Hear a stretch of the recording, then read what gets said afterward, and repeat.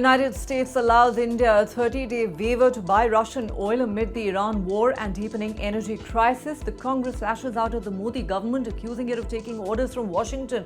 The party refers to the US and its president as the gang of Epstein. Rahul Gandhi calls Prime Minister Modi a compromised individual.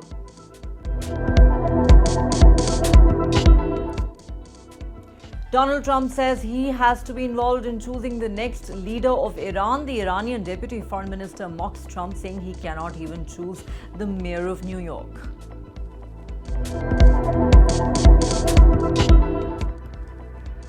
Trump says the US will first finish the Iran war, then shift its focus to Cuba, claims it's only a matter of time.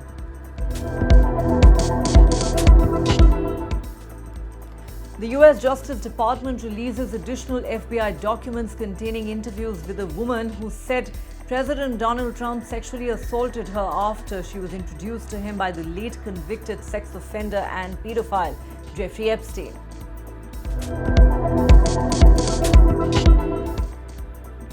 Could a former rapper become the next Prime Minister of Nepal? Early trends show Rashtriya Swatantrata Party, led by former Kathmandu Mayor 35-year-old Balendra Shah, in the lead.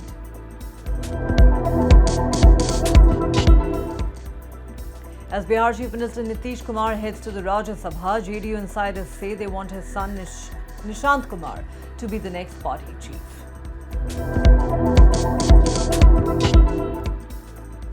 Two Indian Air Force pilots killed after a Sukhoi Su-30 MKI fighter jet crashes in Assam.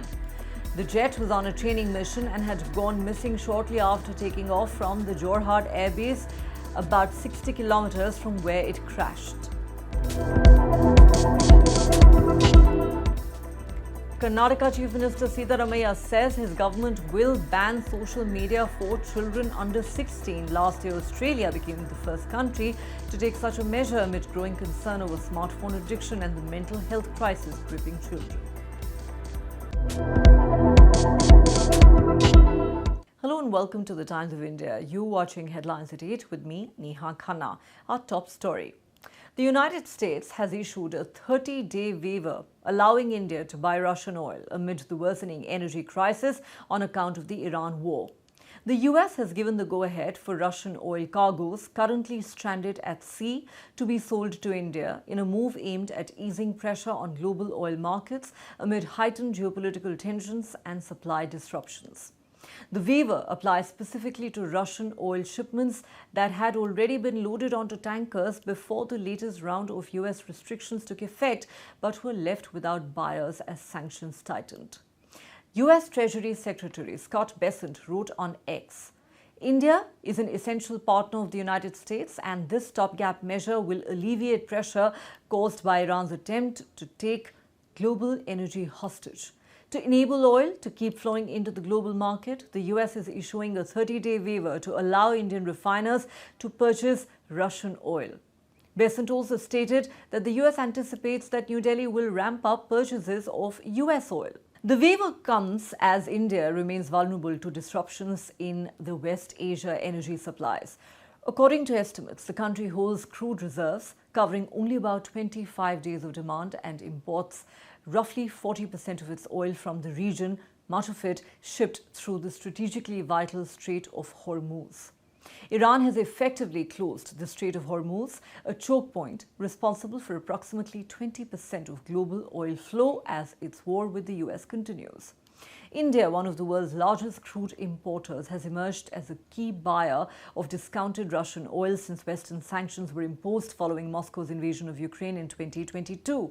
However, India began cutting back purchases earlier, under pressure from Washington, which was sought to curb revenues supporting Russia's war in Ukraine.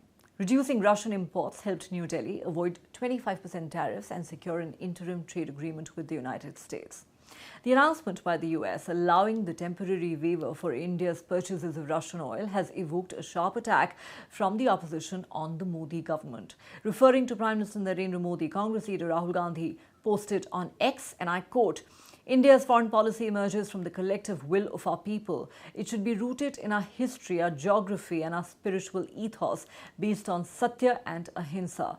What we are witnessing today is not policy. It's the result of the exploitation of a compromised individual. Congress leader Pawan Khera questioned the government's position on Russian oil purchases and accused the government of letting India's energy policy be dictated by Washington. He wrote on X, "Yesterday, we had challenged Petroleum Minister Hardeep Singh Puri to clarify India's position on the purchase of Russian oil. Interestingly, the clarification arrived today, albeit from the US. Taking a swipe at the US and its President Donald Trump and referring to them as the gangs of Epstein, Pawan Khera said India, a sovereign nation, has been reduced to a client state with its energy security contingent on the approval of Donald Trump. Our glorious nation of 1.4 billion people left at the mercy of a group of pedophiles and rapists in Washington. What a disgrace." The gangs of Epstein remark, a reference to the name of Donald Trump appearing in documents related to the investigation into late convicted sex offender Jeffrey Epstein. छूट किससे ले जाती है? जिससे आपने कोई हस्ताक्षर कर लिए हो, आपने कुछ एग्रीमेंट्स की हो। कौन सी एग्रीमेंट की है जिसमें हमें उनसे छूट चाहिए? पहले इसका जवाब दिलवाइए। जब ट्रेड डील साइन ही नहीं हुई है तो छूट किस बात की? छूट तब होती है जब कोई रेस्ट्रिक्शन होती है, जब कोई बंधन होते हैं। बंधन कब होते हैं? जब कोई एग्रीमेंट होती है, हस्ताक्षर हो चुके होते हैं। एग्रीमेंट तभी होती है ना जब हस्ताक्षर होते हैं। छूट तब मिलती है जब बंधन होते हैं। बंधन तब होते हैं जब एग्रीमेंट होती है। एग्रीमेंट तब होती है जब हस्ताक्षर होते हैं। कौन से हस्ताक्षर हुए हैं ट्रेड डील पर? क्यों बंधे हुए हो आप उस तथाकथित ट्रेड डील से जिस पे हस्ताक्षर नहीं हुए? क्यों छूट चाहिए आपको? क्यों आपने वो बंधन स्वीकार किए? पूछिए ना बीजेपी वालों से। ये कौन से बंधन है? ये ट्रेड डील के बंधन तो नहीं है क्योंकि साइन नहीं हुए। ये एप्स्टीन के बंधन है। The United States has announced a temporary 30-day waiver allowing Indian refineries to continue purchasing Russian oil even as tensions in West Asia threaten to disrupt global energy supplies. The announcement was made by Scott Bessent, who said the waiver would permit transactions involving Russian oil that is already stranded at sea. According to Washington, the move will not generate major financial gains for Russia. Instead, it is meant to ease pressure on global markets at a time when conflict between the United States, Israel, and Iran is pushing energy prices upward. India relies heavily on imported energy, and any disruption in global supply chains can quickly impact domestic prices and economic stability. The temporary waiver offers breathing room. India has said it remains in a comfortable position on energy supply despite the ongoing conflict in West Asia. Government sources cited by news agency ANI said the country's energy situation is being reviewed twice daily and remains stable even as tensions escalate in the Middle East. Hope for India also grew when Iran's Islamic Revolutionary Guard Corps said that the Strait of Hormuz is only closed to vessels from the United States, Israel, Europe, and their Western allies. The announcement was made through Iran's state broadcaster Islamic Republic of Iran Broadcasting. The statement comes after days of uncertainty around the key shipping route, where most commercial traffic has halted since hostilities began in the Gulf. The Revolutionary Guard said Iran reserves the right to regulate passage through the Strait of Hormuz during wartime in line with international law.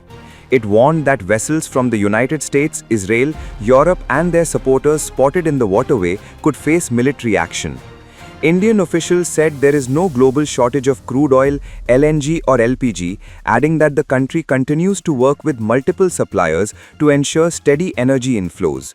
Only about 40% of India's crude imports pass through the Strait of Hormuz, reducing vulnerability to potential disruptions, while the remaining 60% comes through alternative routes. India currently has nearly 8 weeks of total inventory cover for crude oil and petroleum products, including strategic reserves. This includes around 25 days of crude oil stocks and about 25 days of petrol and diesel inventory. Sources told ANI that diversified sourcing and sufficient reserves place India in a strong position to handle short-term supply shocks while closely monitoring regional developments. Officials also clarified there are no plans to ration petrol or diesel, stressing that fuel supplies remain stable and adequate across the country. Sources added that Qatar Energy, which represents about 20% of global LNG supply, has declared force majeure. In response, GAIL is also expected to invoke force majeure to manage commitments and prioritize supply to critical sectors. Officials said these steps are precautionary measures to ensure uninterrupted energy supplies amid evolving regional tensions. Meanwhile, Australia and Canada have offered to supply gas to India as New Delhi looks for alternative energy sources amid rising tensions in West Asia, government sources said. Russian ambassador to India Denis Alipov also said that Russia has remained open to supplying crude oil to India. India currently imports about 195 million metric standard cubic meters per day of gas, of which nearly 60 SMD comes from Qatar. US President Donald Trump says he wants to be involved in choosing the next supreme leader of Iran, reiterating his goal of giving rise to a new leadership that is friendly to the United States within the Iranian ruling system. Trump has voiced opposition to appointing Moshtaba, the son of the assassinated Supreme Leader Ayatollah Ali Khamenei, to replace his father. Trump says they're wasting their time. Khamenei's son is a lightweight. I have to be involved in the appointment. The US president then said he would prefer to have a leader similar to Venezuelan President Delcy Rodriguez, who succeeded Nicolas Maduro after he was abducted by US forces in January. Despite previously serving as Maduro's vice president, Rodriguez has allowed Washington to sell Venezuela's oil and cut off petroleum supplies to Cuba under the threat of further US strikes. Trump has repeatedly said he would like to find an Iranian Rodriguez. Iran's deputy foreign minister has dismissed Trump's suggestion that he should have a say in choosing Iran's next leader. Saeed Khatibzadeh, while speaking at an event in Delhi, mocked Trump, saying the American president cannot even appoint a mayor of New York. The minister described the ongoing US-Israel offensive as an existential war for Tehran. He also accused Israel of dragging Washington into the confrontation due to the delusion about Greater Israel. He said, everybody knows from Saudi Arabia to Oman that this is Israel's war. They dragged the Americans into this war because they have this delusion of a greater Israel. They know that this war is meant to stop Israelis from pursuing that delusion. The Iranian minister also said, we have no option but to put an end to the existence of American presence in the Persian Gulf area. Khatibzadeh went on to say, should the head of a state be targeted when there are problems between countries? This is unprecedented. If this becomes the new norm, then it's extremely dangerous. Days after US and Israeli strikes eliminated Iran's supreme leader, Washington still hopes Tehran might follow Venezuela's path, a fragile chance for a political shakeup in the region. US President Donald Trump has indicated that Washington, D.C. intended to play a significant role in shaping Iran's post-war political landscape. In an interview to Politico, Trump claimed that the American people were loving what was happening in Iran, despite polls showing broad disapproval in the US of the ongoing war. Trump said, and I quote, I'm going to have a big impact or they're not going to have any settlement because we're not going to have to go do this again. Trump also spoke about Moshtaba Khamenei, the son of assassinated Supreme Leader Ayatollah Ali Khamenei. Now they're looking at the son. The reason the father wouldn't give it to the son is they say he's incompetent, Trump told Politico. Moshtaba Khamenei, a son of Ayatollah Ali Khamenei, has long been considered a contender to the post of the country's next paramount ruler. Earlier, Trump said the worst-case scenario in Iran would be if the nation's next leader is as bad as the previous person, the Ayatollah Khamenei.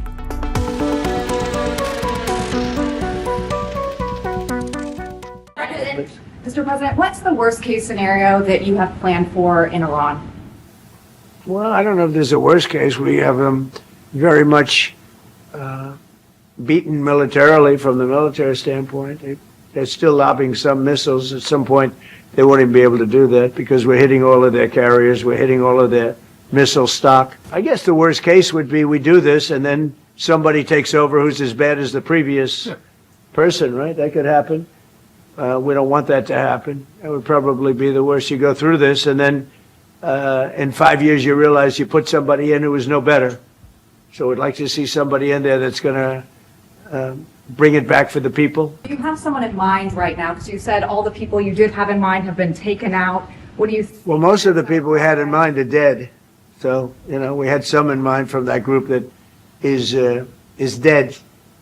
And now we have another group. They may be dead also, based on reports.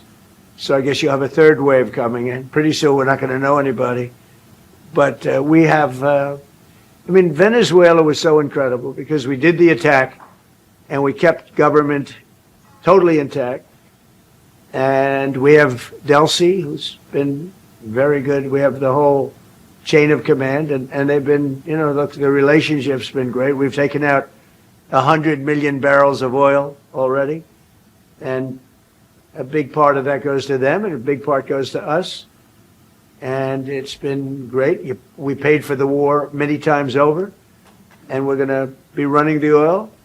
And Venezuela is going to make more money than they ever made, and that's great for the people. The relationship has been great. It's been seamless.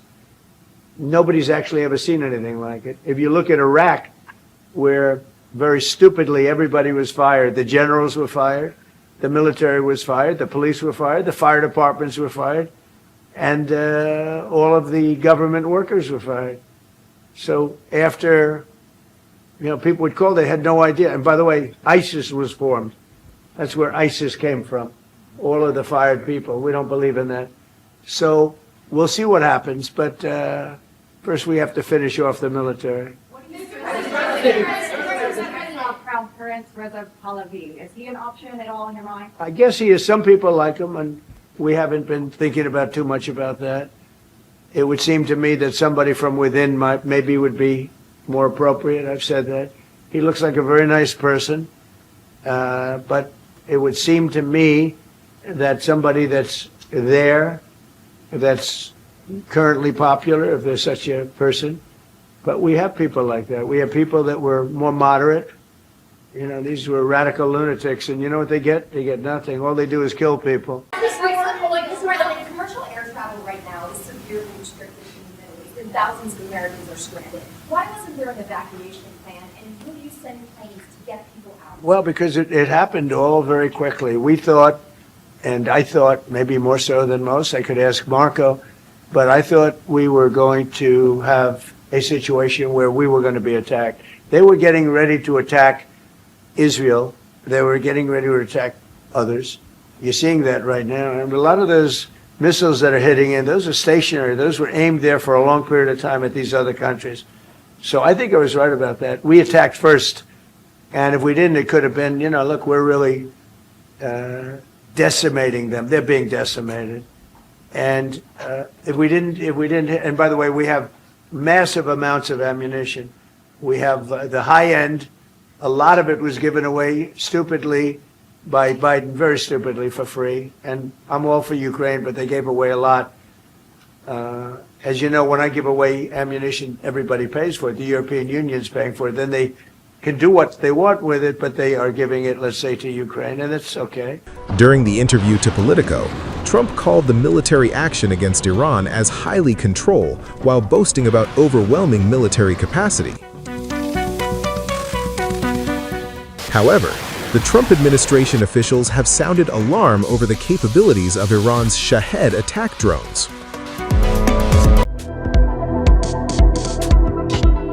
The war in West Asia today entered its 7th day as it continues to spiral into a wider regional conflict. Israel Defense Forces announced a next phase of operations and unleashed heavy airstrikes on the Lebanese capital, killing a Hezbollah artillery commander. Across the region, the conflict raged with missiles, drones and airstrikes, shaking multiple capitals. Iran launched fresh missile and drone attacks towards Tel Aviv as sirens blared across Israel. Saudi Arabia intercepted incoming threats near Riyadh.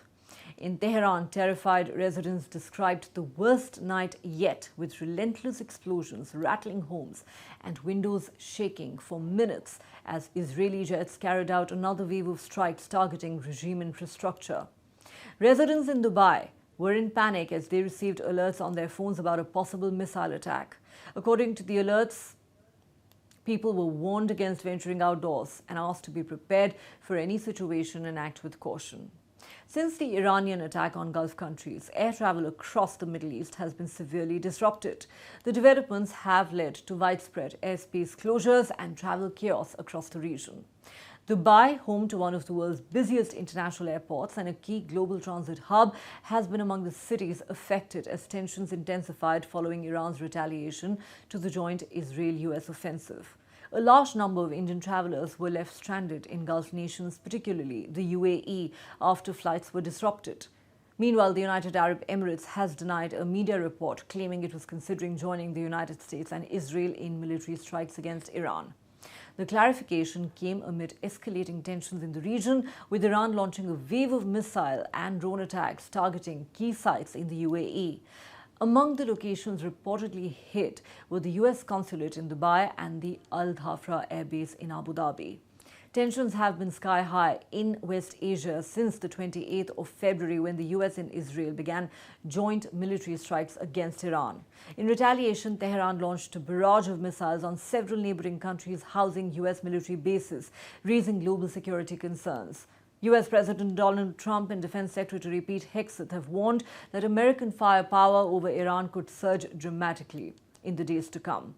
With Lebanon, the Gulf and even the Indian Ocean drawn into the fighting, the crisis is rapidly transforming into one of the most dangerous regional wars in decades.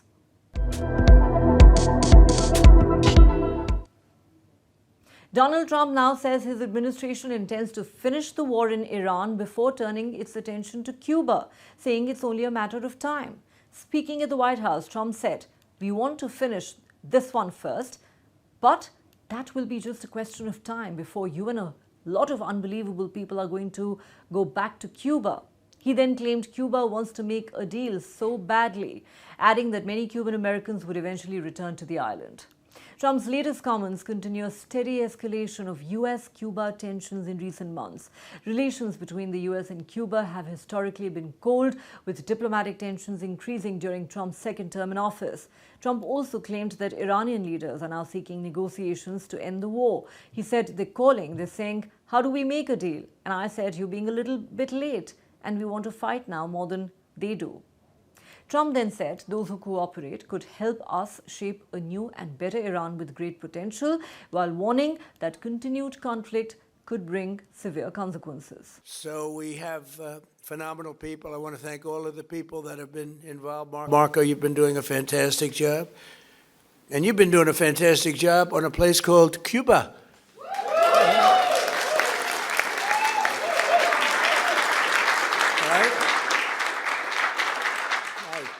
And A-Rod came in before. I said, "Hey, do you want to come up to a little award?" He's gone to plenty of award ceremonies. Thank you, A-Rod. Big fan. But what's happening with Cuba is amazing. And we think that we want to finish this one first, but that will be just a question of time before you and a lot of unbelievable people are going to be going back to Cuba. Hopefully not to stay. We want you back, and we don't want to lose you.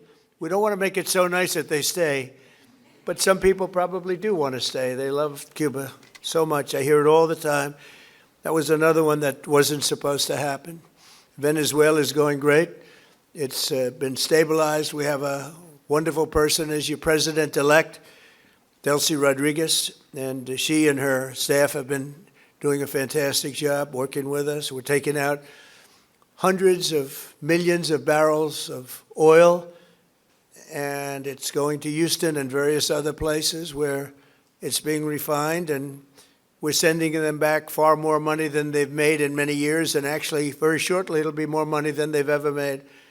And Venezuela is working. So we've had a lot of countries in places that truly love, you would say football, I would say soccer, but these are all countries that love football/soccer. The US Justice Department has published additional FBI documents that describe interviews with a woman who said President Donald Trump sexually assaulted her after she was introduced to him by the late convicted sex offender and pedophile Jeffrey Epstein. The documents had not been made public under previous congressionally mandated filed releases related to Epstein, as they were mistakenly marked duplicative. That's the claim made by the Justice Department. Democrats are investigating the Trump administration's administration's handling of the Epstein files. The documents released today include descriptions of multiple 2019 interviews which the FBI held with the woman who alleged that she was assaulted by both Epstein and Trump when she was between 13 and 15 years old. In one interview, the woman said Epstein took her to either New York or New Jersey and introduced her to Trump. She told investigators that she bit Trump as he attempted to force himself on her. The woman said she and people close to her received threatening calls over the years, demanding she keep quiet about the incidents. Trump has denied any wrongdoing related to the Epstein allegations, and the Justice Department has said in the past that some of the documents contain untrue and sensationalist claims against President Trump. Democrats have accused the Trump administration of covering up details of the Epstein investigation that could negatively impact Trump. Months after a Gen Z-led protest toppled the political leadership in Nepal, the Himalayan kingdom had its first election on Thursday. And as the votes are being counted, it seems that the country is leaning towards the young, with early trends showing the Rashtriya Swatantrata Party in the lead.